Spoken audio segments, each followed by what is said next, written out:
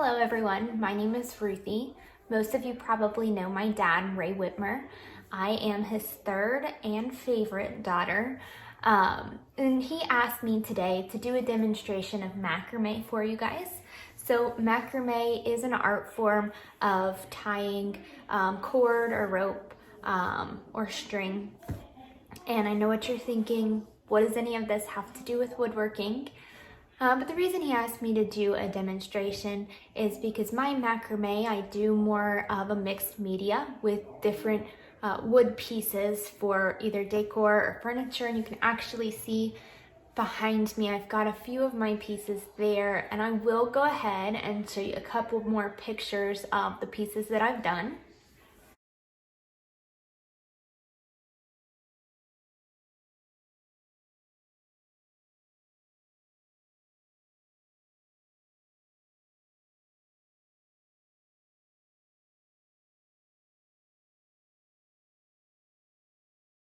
So I got started in macrame by actually just messing around in the shop with some scrap wood, and I thought, this is really pretty. It was actually this maple piece here behind me. I made the maple chair frame, and I had some extra. I actually cut out this knot in that I didn't want to use, but I thought it was pretty and it would make for a good wall hang or some sort of decor. So I decided to mess around with it a little bit. I decided to learn macrame and do some macrame for it, make it a wall hang. So it is a good use of both scrap wood and your free time. So I'm gonna do a demonstration for you guys of a few different knots that are very simple to do, easy to learn, yet you can complete an entire project with just these few knots. So I'm actually doing a simple project for my niece, and I am going back to my favorite shape, the hexagon, which you see a lot in decor right now. So I'm gonna do a macrame piece on this for you guys, and you should be able to see the end result with just the few knots that we learned today. So I have some actually pre-cut cord here that I cut as access off of my chair that I'm gonna use. You want to cut your cord very much longer than you think you need. Like Dad told me hundreds of times growing up, being out in the shop with him, you can take off more, but you can't put it back on. So you want to make sure that you have plenty of length because you are tying it, and as you tie it, it is going to get shorter. So the first knot that we're going to learn is a lark head knot. So the lark head knot, if we're gonna macrame this top piece here. So for the lark head knot, you double over your cord in half. You put the loop end at the top, fold it over, pull the loop down, and pull these two strings through the loop. And that is a lark head knot. So macrame is either started with a lark head knot or a cow hitch. I typically start mine with a cow hitch. The interesting thing about these two knots is they're just backwards. So this is a lark head, and if you look on the back here, this would be a cow hitch knot. So I will show you another way to do that without having to flip over your piece.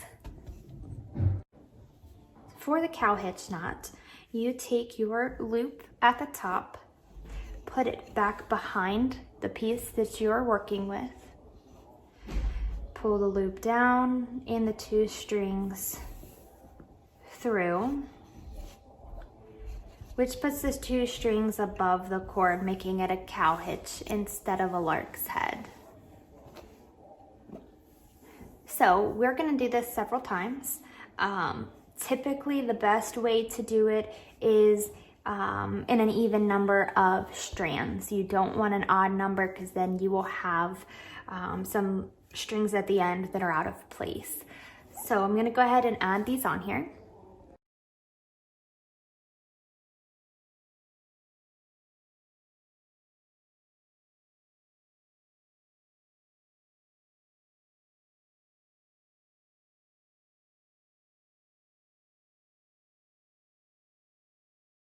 So the easiest way to complete a macrame piece is obviously with it hanging directly in front of you. I use a rolling clothes rack and a pant hanger. So I've got a lot of money in my equipment here. So the first knot that I'm going to show you, well, the next knot that I'm going to show you is the square knot. The square knot uses 4 strings. So I'm going to bring it a little bit closer to show you the square knot. So the square knot, like I said, uses 4 strings. Really what we're doing is we're taking the 2 outside strings and we're tying them around the 2 in the middle. So the square knot's actually a combination of 2 consecutive knots. So for the first half of the knot, we're going to take the leftmost string, cross it over in front of the middle 2, and then we're going to drop that rightmost string in front of the one we just crossed over. So we're creating a 4. So if you see it here, you see my 4. Then we're going to take the rightmost string and take it back behind the middle 2 and in through the loop of the leftmost string to create our first half of the knot. We run that up to the top or wherever we want to place it. You don't have to go all the way up. You can leave a gap. And then once you create the second half of the knot, it secures it in its place. So the second half of the square knot, you're going to do the same thing but backwards. So you're going to take the rightmost string and create your crossover, so a backwards 4. You're going to drop that leftmost string in front of the right and bring it back behind the middle 2 and up in front of that right string. And pull up to the other knot to secure it in place. As you can see, it's a pretty descriptive name as it makes a square knot.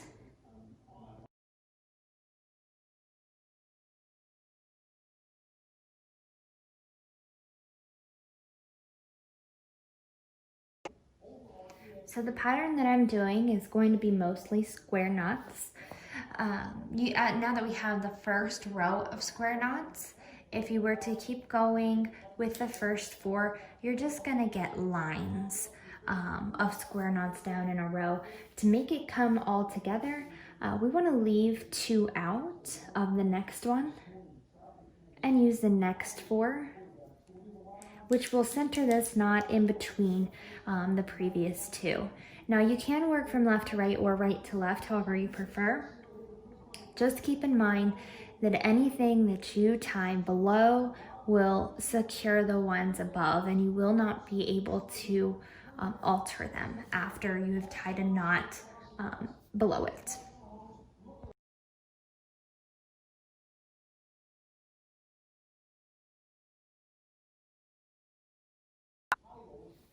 So now that we have the first and the second row, if we wanted, we could bring these 2 strings that we left out and create another row down below, including these 2 strings.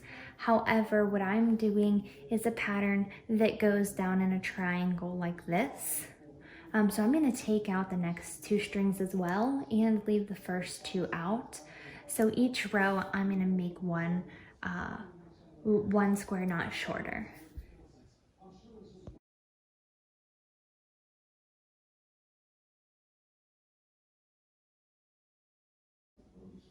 So for the last knot in the row, we do have one where we had left those 2 out in the second row.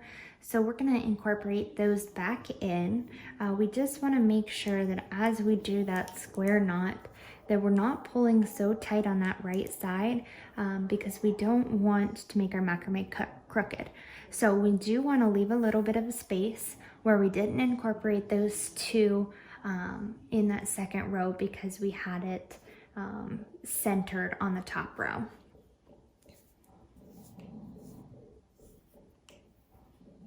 And you can always pull those 2 middle strings to adjust your knot.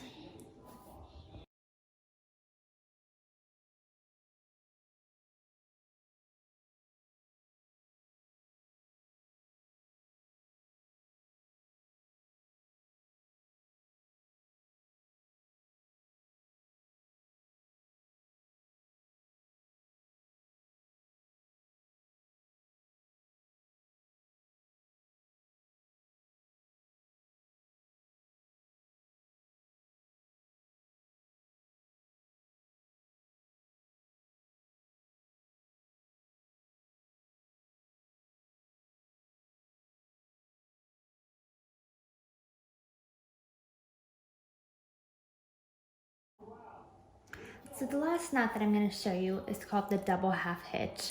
Like the square knot, there is two parts to this knot.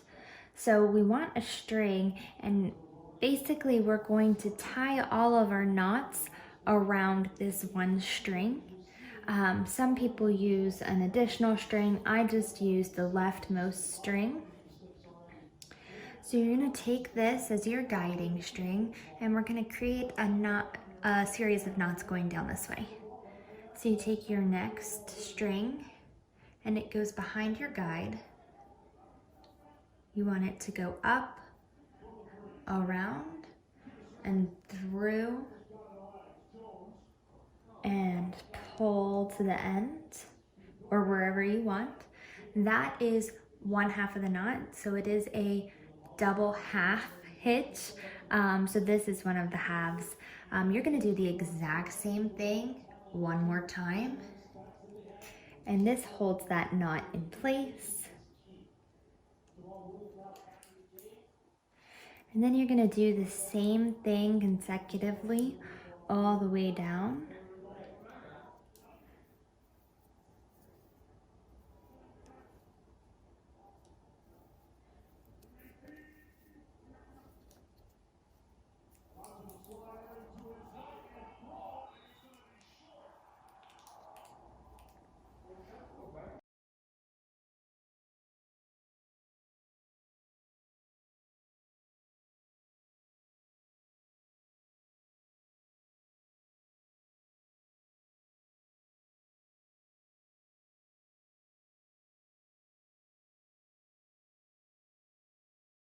With that, we have completed our wall hang macrame. The last step is to trim to your desired length. What you can do is you can trim it straight across. I like the natural look of the different lengths. However, we did end up with this one a little bit longer. So I am going to cut that one short. And there you have it.